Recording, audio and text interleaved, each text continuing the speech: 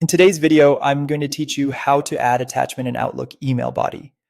By the end, you'll know exactly how to place files so they appear right in the message area, not just as a cloud link, which is especially helpful when your recipients don't have access to your OneDrive. Start by opening Outlook in your web browser. Once your mailbox loads, look toward the top left and choose New to start a fresh message. If Outlook gives you options, pick Mail so you're composing an email rather than creating an event or something else. Fill in the basics first. Add your recipient, write a clear subject, and then click into the message body where you plan to type your email.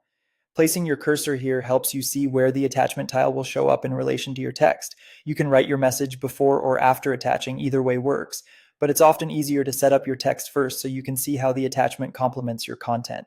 Next, on the Compose toolbar, select Insert. If your window is narrow, you might find Insert under a More or three dots menu. Expand that and choose Insert from there. Now click Attach File. This opens your options to bring in files. You can select files from your computer for a traditional embedded attachment. Choose the file, confirm, and Outlook will add it to the body area of your message as a tile or icon.